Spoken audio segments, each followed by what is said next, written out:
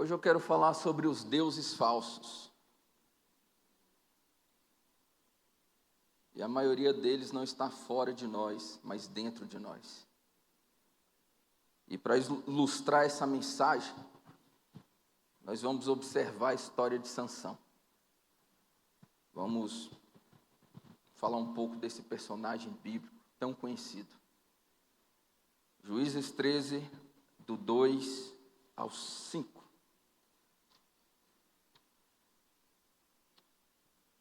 Diz as Escrituras: certo homem de Jorá, chamado Manoá, do clã da tribo de Dan, tinha uma mulher estéril. Certo dia o anjo do Senhor apareceu a ela e lhe disse: você é estéril, não tem filhos, mas engravidará e dará luz a um filho. Todavia tenha cuidado, não beba vinho nem bebida fermentada, e não coma nada impuro. E não se passará navalha na cabeça do filho que você vai ter, porque o menino será nazireu, consagrado a Deus desde o nascimento. Ele iniciará a libertação de Israel das mãos dos filisteus. Versículo 24. A mulher deu à luz a um menino e pôs o seu nome de Sansão. Ele cresceu, o Senhor o abençoou e o Espírito do Senhor começou a agir nele. Senhor, muito obrigado porque nós estamos aqui essa noite. Hoje nós queremos remover os deuses falsos do nosso meio. Hoje nós queremos remover o espírito dos filisteus do meio da igreja. Hoje nós queremos remover todo espírito de idolatria que possa existir na nossa casa, na nossa família, na nossa vida. Hoje nós dizemos que só o Senhor é Senhor. E sabemos que o Senhor vai governar na nossa vida. Enquanto essa mensagem estiver sendo ministrada, que as cadeias venham se romper. Que aquilo que aprisiona perca o seu poder.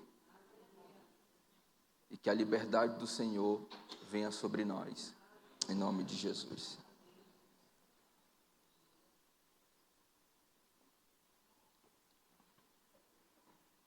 Sansão é o homem forte mais fraco das Escrituras.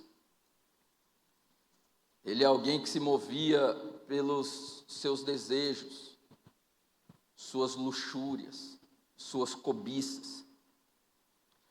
E hoje existem muitas pessoas assim, homens e mulheres vivendo dessa forma.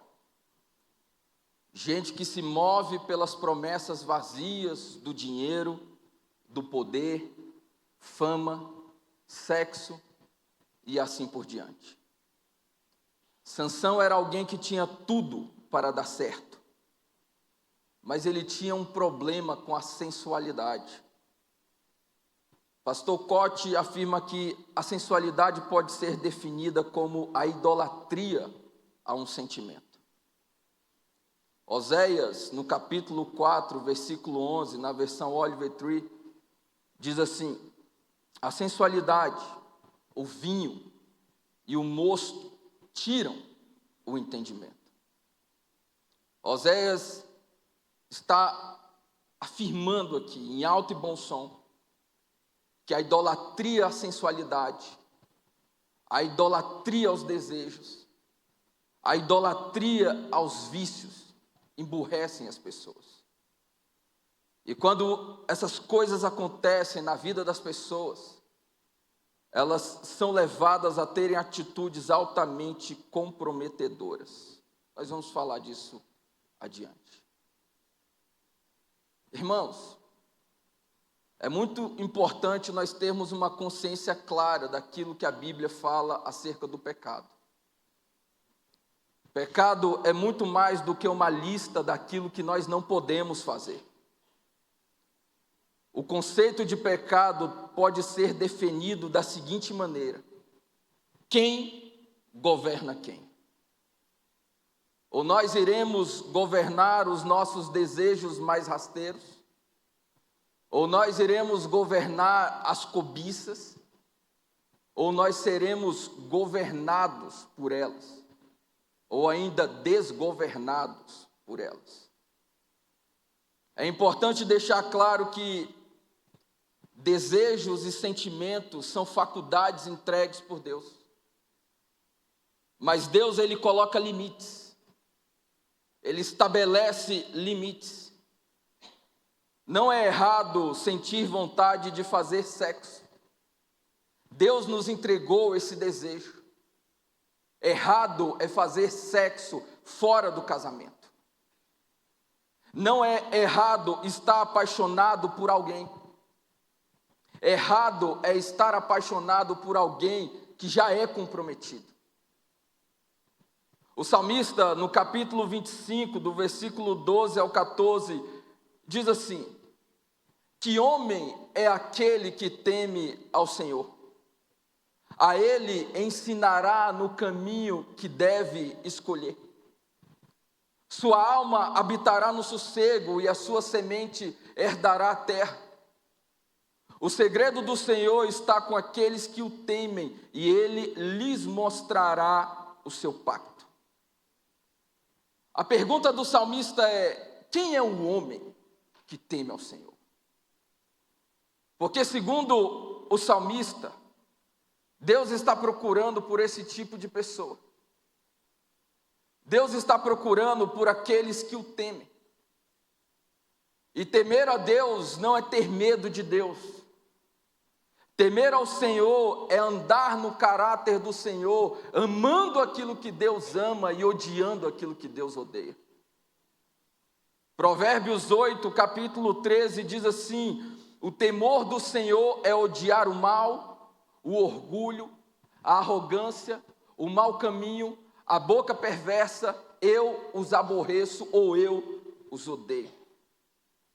Em outras palavras, pouco temor vai nos afastar de Deus, mas muito temor, na verdade, nos aproxima do Senhor. E diz o salmista que aquele que teme ao Senhor andará no sossego, ele terá paz, sua semente herdará a terra, e Deus lhes mostrará o seu pacto. Sansão foi chamado para um pacto com Deus. Diz as Escrituras que ele foi separado no ventre da sua mãe como nazireu. Nazireus sempre aparecem nas Escrituras como uma companhia de homens e mulheres levantados por Deus para deterem a maré de apostasia. Homens e mulheres levantados por Deus para transformarem o sistema cultural, político e espiritual do seu tempo. Sansão, João Batista, Samuel, todos separados para Deus. Nazireu significa exatamente isso, alguém que se separa ao Senhor. Uma pessoa santificada, consagrada para refletir a glória de Deus.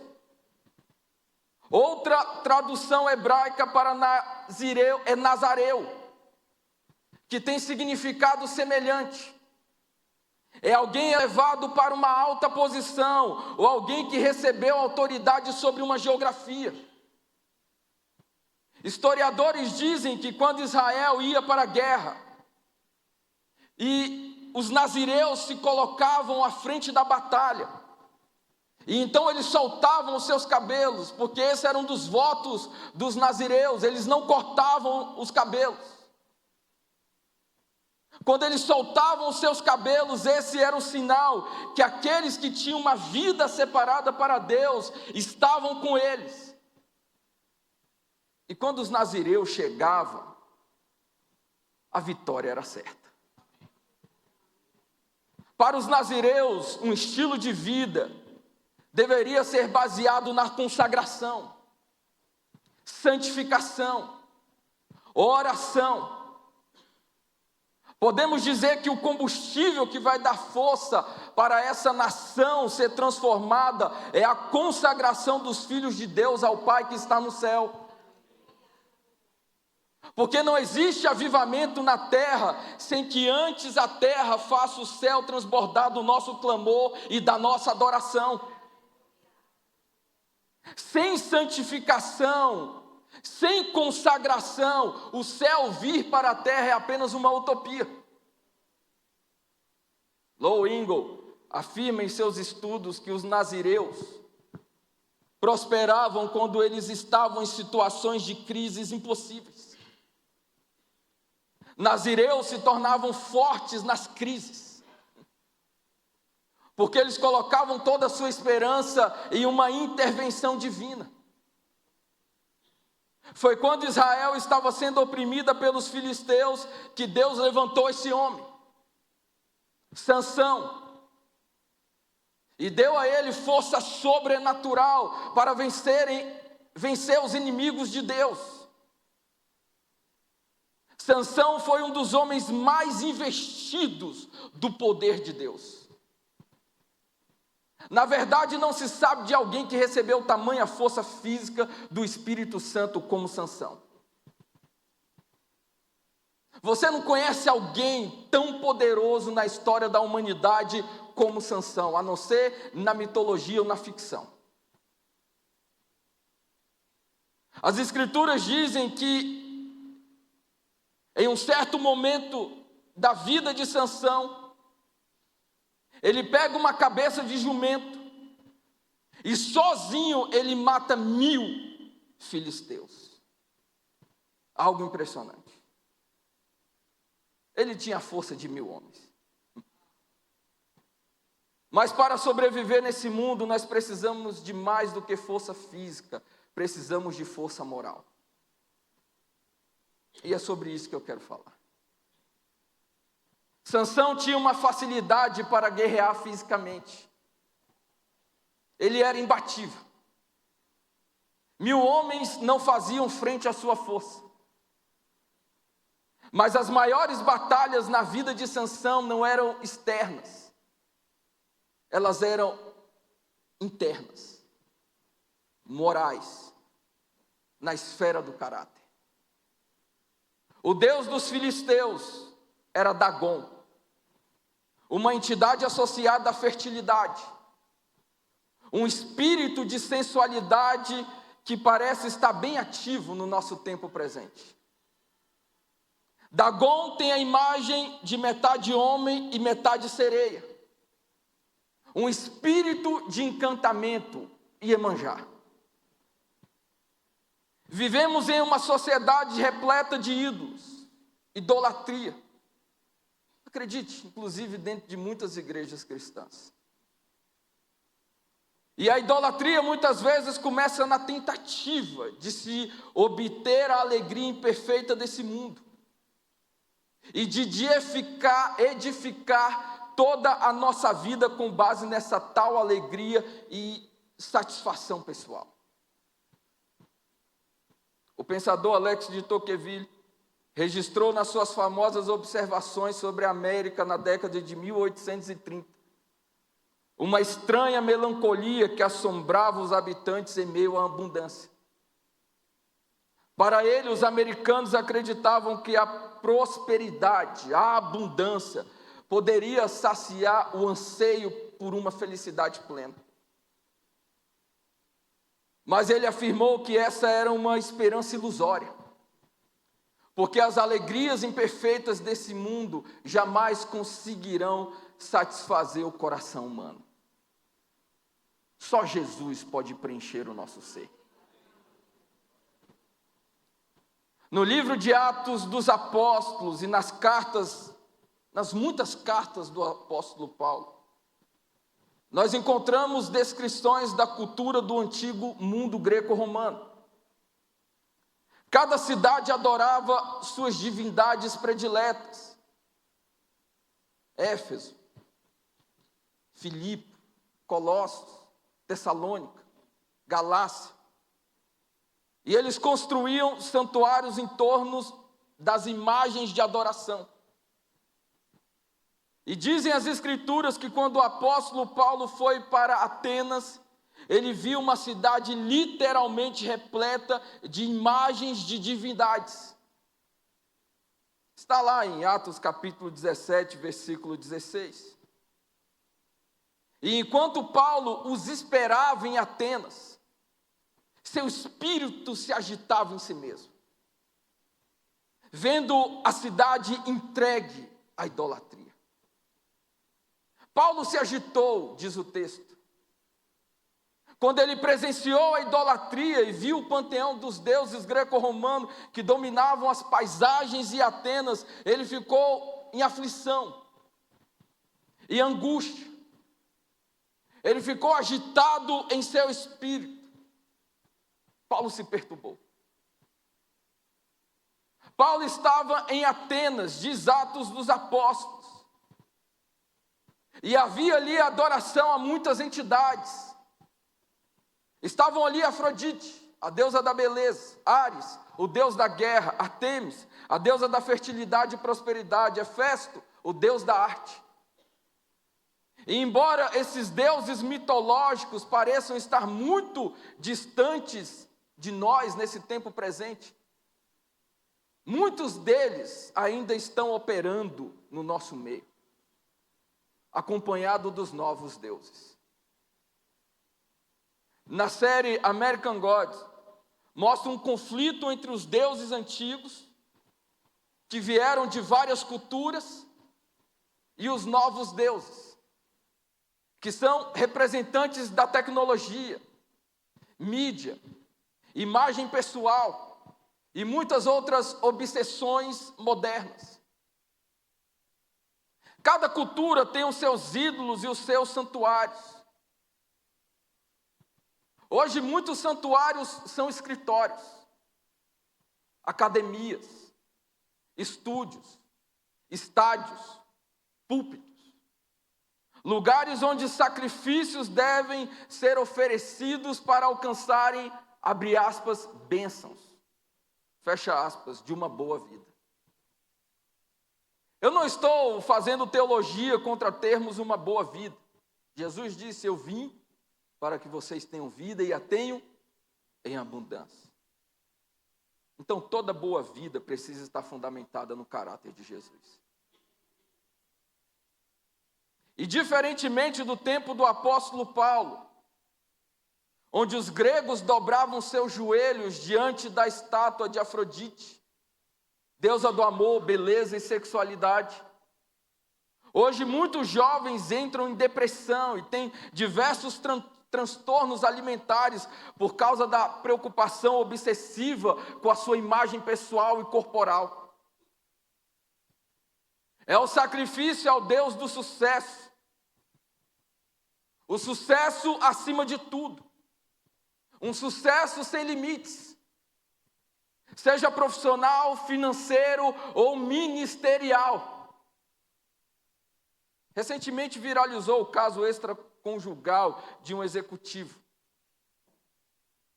que estava em um show da banda Coldplay e ele foi filmado com a sua amante.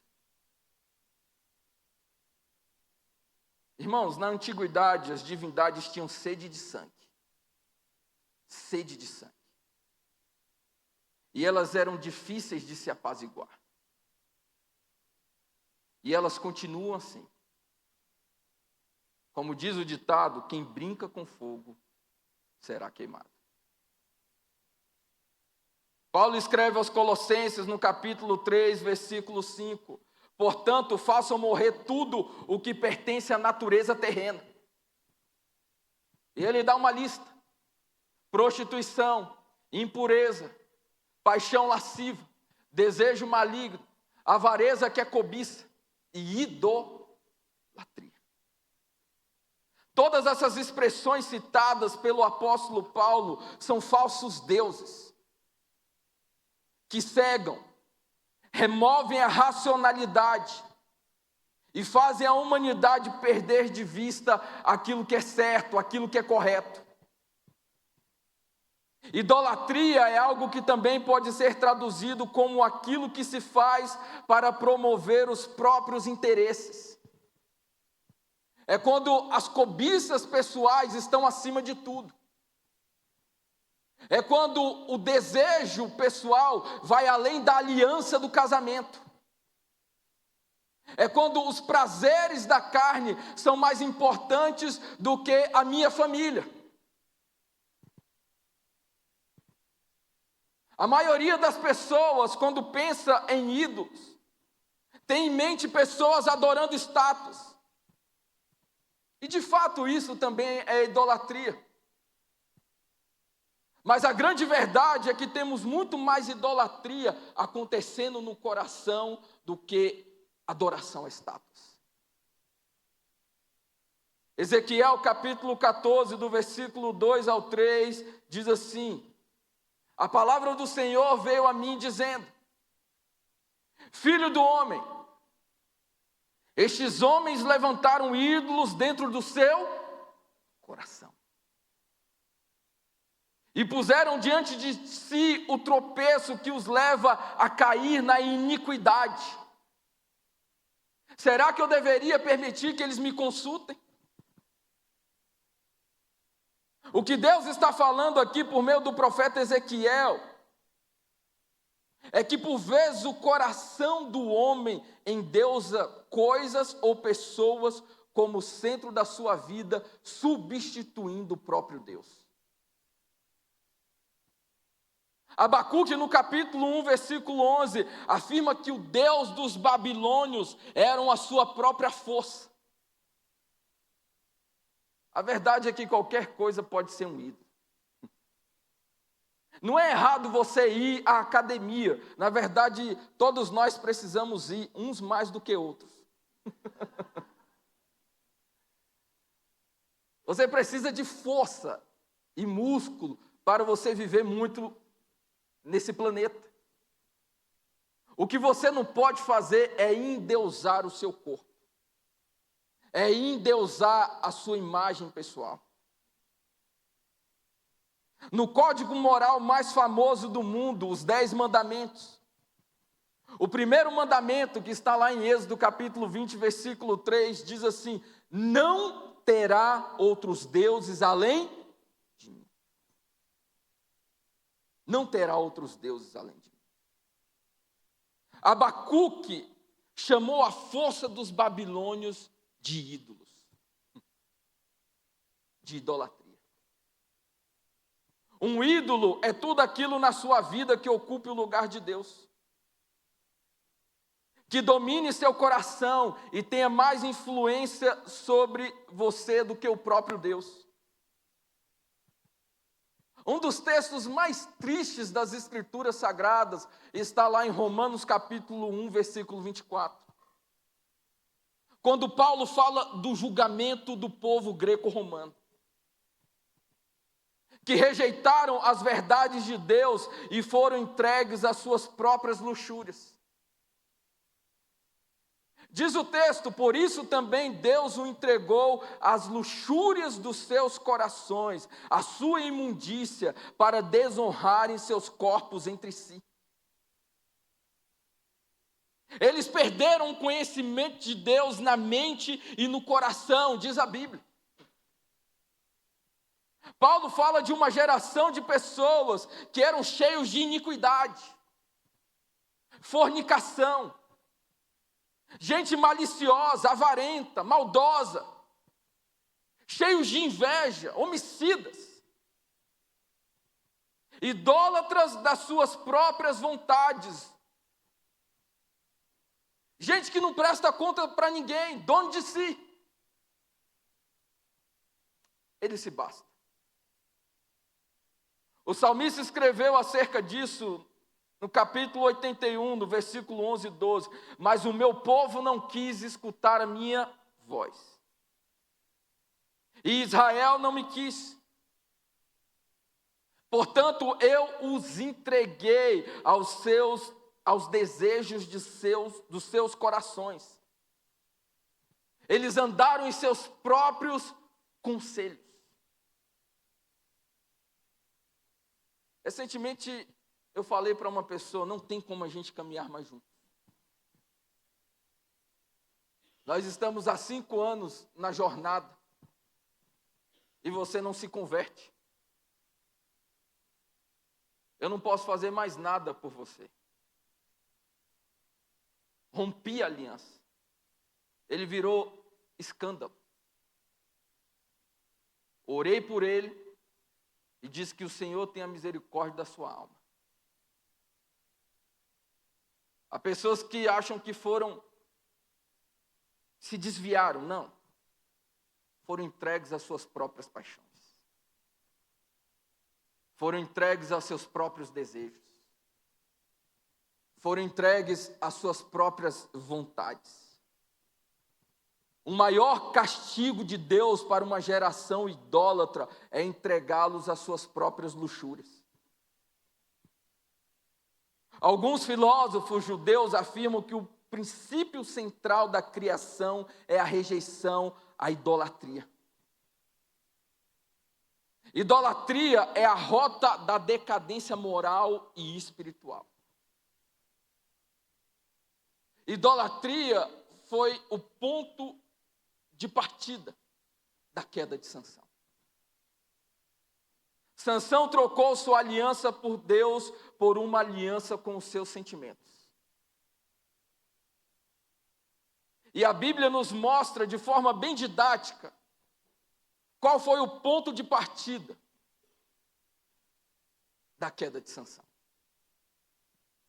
Está lá em Juízes capítulo 14, do 1 ao 3, que diz assim: E desceu Sansão a Tinate, e vendo em Tinate uma mulher das filhas dos filisteus, subiu e declarou ao seu pai e à sua mãe, disse: Vi uma mulher em Tinate das filhas dos filisteus, agora tome-a para mim por mulher. Porém seu pai e sua mãe lhe disseram: Não há porventura mulher entre as filhas de teus irmãos? Nem entre todo o povo, para que tu vá tomar mulher dos filisteus, daqueles incircuncisos? E olha a resposta de Sansão ao seu pai: Ela agradou os meus olhos. Diz o texto que Sansão viu uma mulher filisteia que agradou os seus olhos. Ele cobiçou algo que estava fora da aliança que ele tinha com Deus. Cobiça é o primeiro degrau, escada abaixo na vida de Sansão.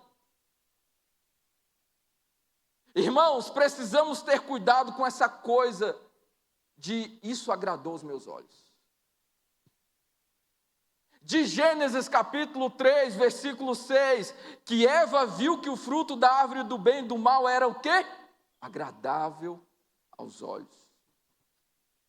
Cobiça é a palavra aqui. Sansão viu e desejou. E quando você cobiça, você se subjuga a ela. É o tal do imediatismo sentimental. É quando as vontades estão acima da integridade. É quando os desejos estão acima das alianças verdadeiras. Sansão era um homem extremamente forte fisicamente, mas fragmentado emocionalmente, porque vivia cobiçando, desejando. E a cobiça, acima de tudo, tem afastado as pessoas de Deus. Porque toda cobiça está fundamentada nas trevas. Diz as Escrituras que Sansão disse aos seus pais para tomarem a filisteia por sua esposa. Acredite, aqui começa o segundo degrau. O segundo degrau que fez Sansão ir escada abaixo é quando você faz alianças com alguém que não faz parte do seu propósito. Amós 3,3 faz uma pergunta que evitaria muitos problemas na minha vida e na sua vida. Poderão andar dois juntos se não houver um acordo entre eles? As perguntas são: quais são as suas alianças? Quais são as suas parcerias? quais são os seus relacionamentos mais profundos. Porque muitos dos prejuízos que as pessoas têm hoje poderiam ter sido evitados se elas tivessem feito as alianças corretas. Andar aqui significa compartilhar.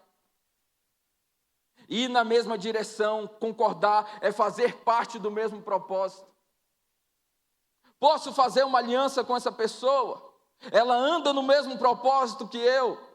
Ela compartilha dos mesmos princípios que eu. Essa é a pergunta que nós precisamos fazer para evitar diversos problemas no futuro. Diz as Escrituras que os pais de Sansão alertaram sobre o casamento. Em outras palavras, eles disseram, isso é um erro. É um equívoco. Mas Sansão disse, ela agrada aos meus olhos. E acredite, Sansão vai terminar a sua vida cego. Porque aquilo que agradava os olhos de Sansão fez ele ficar cego. Cuidado com aquilo que por vezes agrada aos seus olhos. Isso pode deixar você cego moralmente e espiritualmente. Pastor Cote afirma que quando a idolatria aos sentimentos entra no coração do homem, o homem faz alianças com pessoas sem aliança com Deus. Foi exatamente isso que aconteceu com Sansão. Quando ele fez a aliança fundamentada naquilo que agradava os seus olhos, ele começou a quebrar os seus votos. As pessoas não deixam a fé de uma hora para outra. Elas não apostatam de uma hora para outra. É quando ela começa a não ter tempo mais para orar. É quando ela começa a não ter mais tempo para jejuar.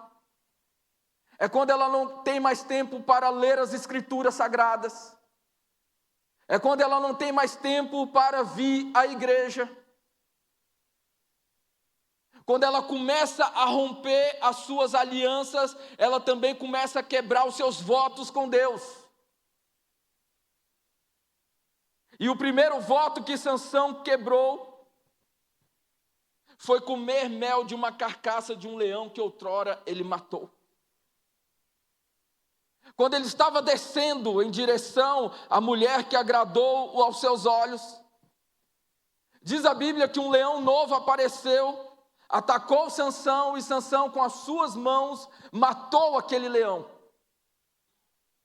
E diz as Escrituras que pouco tempo depois, ele voltando pelo mesmo caminho, ali estava a carcaça do leão, um enxame de abelhas e mel sobre a carcaça. Sansão pega o mel da carcaça, come e leva também para os seus pais. Sansão era nazireu. Um dos votos dos nazireus era não chegar perto de cadáver. Ele não só chegou perto, como ele comeu algo que estava sobre o cadáver. Quando ele quebra o seu primeiro voto, ele começa a demonstrar que não estava mais levando a sua vida espiritual a sério. E não precisa ser profeta para saber que muitos cristãos não estão levando a sua vida espiritual a sério. E como um abismo leva a outro abismo, o casamento de Sansão com a Filisteia não deu certo. Diz as Escrituras que o pai da noiva, seu sogro, entregou a sua filha, noiva de Sansão, para um amigo de Sansão. Sansão está sendo perseguido por um espírito. Ele é traído no dia do seu casamento pela sua noiva. Sansão agora está irado. Ele é tomado por um desejo de vingança. Ele começa a usar a sua força e as suas habilidades para vinganças pessoais. Ele começa a se vingar dos filisteus, mata os filisteus, queima a fazenda dos filisteus. Sansão está indo escada abaixo. E quando você vai lendo a vida de Sansão, parece que ele já chegou no fundo do poço e tem mais um degrau para ele ir. Porque o diabo ele não tem limites, irmãos. Sansão então decide desafogar suas dores como uma prostituta, demonstrando ser um homem ferido e desequilibrado. Ele perde o discernimento. Ele agora é um homem completamente obscurecido. A única coisa que ele tem ainda é a sua força. Seguindo com a história de Sansão, nós vamos chegar no golpe final. O golpe final começa com o aparecimento de Dalila. Irmãos, quando você vai lendo a história de Sansão, suas quedas, suas falhas morais, suas apostasias, em nenhum momento você vai ver Sansão se arrependendo. Nenhum momento. Você não vê Sansão orando e clamando por suas falhas morais. Diferente de Davi, que adulterou e depois se lançou aos pés de Deus. Buscou arrependimento para a sua alma. Uma das grandes verdades acerca da vida de Sansão é que você pode ser separado para Deus, mas ainda assim nunca se separar para Deus. Deus pode enxergar potencial em você, investir em você, entregar dons a você, te entregar uma unção poderosa e ainda assim você viver longe de Deus. Eu tenho aprendido que mais importante do que eu orar pelo Judá e pelo Levi e declarar sobre eles que eles são separados para Deus, é ensiná-los quando eles ficarem mais velhos a se separarem para o Senhor. Não é só dizer aos meus filhos que eles são separados para Deus, mas é ensiná-los a serem pessoas que se separam ao Senhor. Sansão tinha unção? Sim. Ele era um homem ungido por Deus, mas quebrava os seus votos, se envolvia com prostitutas. Seus dons eram para seu benefício próprio. Unção sem caráter não significa nada. Os púlpitos estão cheios de pessoas, cheias de unção, mas sem a presença de Deus. Gente que não teme ao Senhor. Gente que opera na unção, mas distante do caráter de Deus. E Deus vai cobrar. Deus é amor, mas Deus é juízo. Dalila entra na vida de Sansão. E diz as escrituras que ele se apaixona. É a primeira vez que Sansão se apaixona por uma mulher.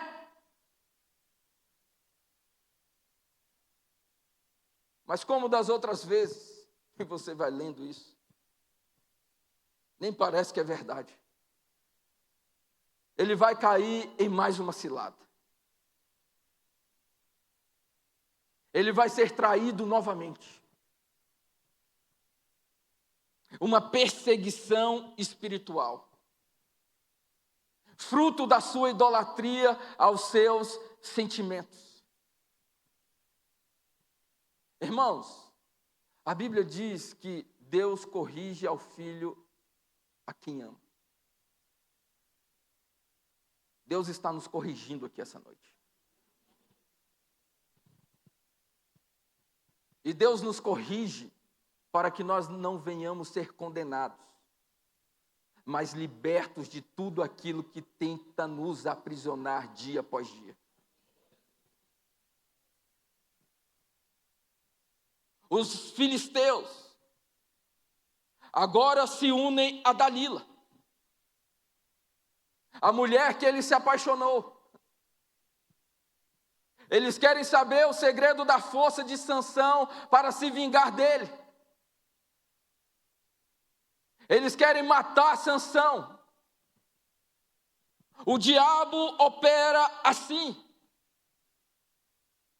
Ele te dá prazeres. Ele te faz propostas que não estão fundamentadas no caráter de Jesus.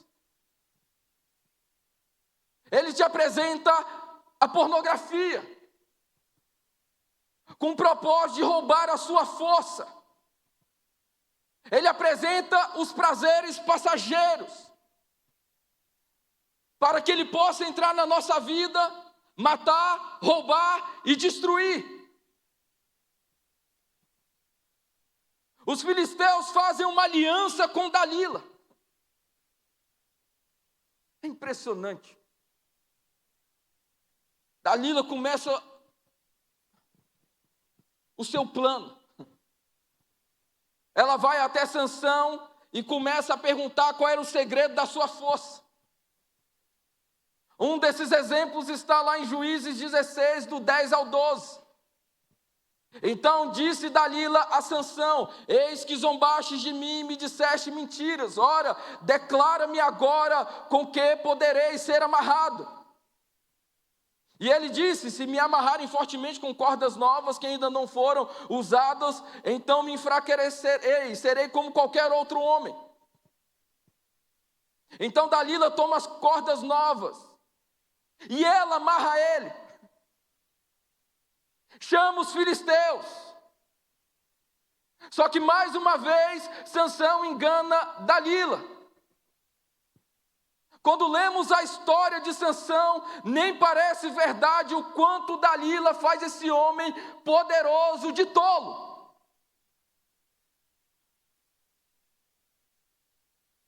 Ela consegue fazer isso porque ele é alguém entregue às suas próprias vontades. E quando nós estamos, irmãos, sobre o espírito da idolatria, da cobiça, nós não conseguimos enxergar um palmo à nossa frente. E quanto mais dias se passavam, mais Sansão ficava cansado dos feitiços de Dalila. Até que ele se entregou completamente. Sua alma se angustiou ao ponto dele entregar o segredo da sua força.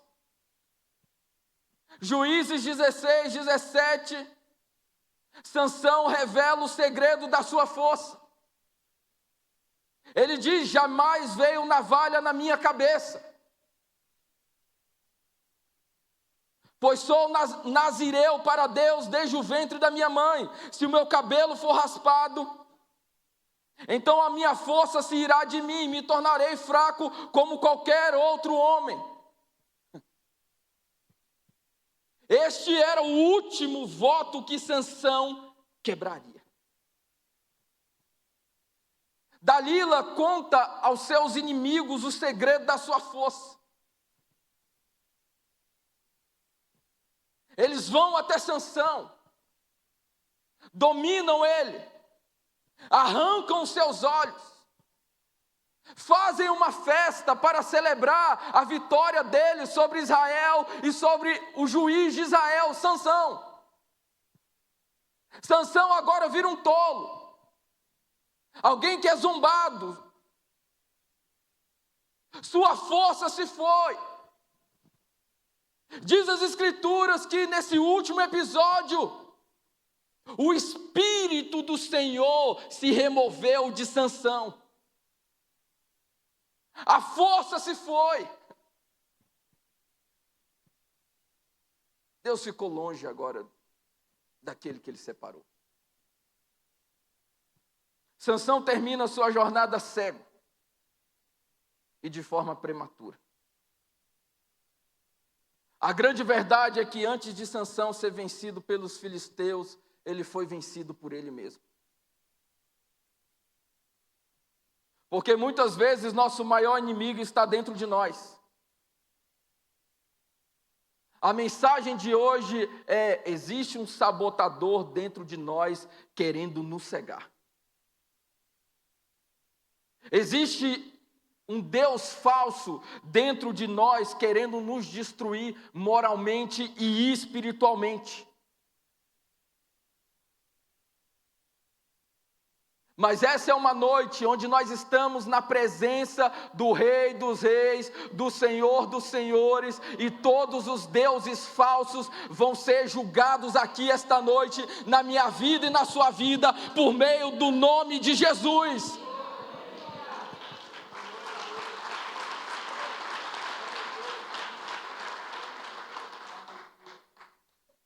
Hoje é uma noite para quebrar os velhos acordos. Hoje é uma noite para dar um basta. Parar de ficar flertando com aquilo que não está alinhado com a vida que Deus lhe entregou para você. Pedir perdão pelos votos que nós rompemos com o Senhor. É hora de se separar para Deus. Deus lhe trouxe aqui essa noite, mas é hora de eu e você nos separarmos para o Senhor. Renovar a nossa aliança com Deus. Voltar a enxergar as coisas pela ótica de Jesus. Hoje todos os deuses falsos vão cair aqui neste lugar, em nome de Jesus. Nós estamos liberando uma palavra de ordem. Não haverá divórcio aqui no nosso meio. Não haverá fragmentação de famílias aqui em nosso meio. Não haverá apostasia aqui em nosso meio, em nome de Jesus.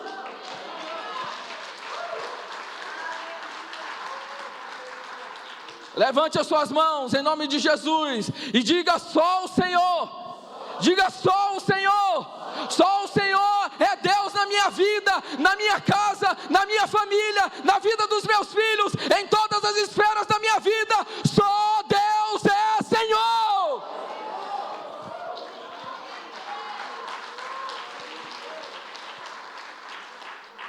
Aleluia.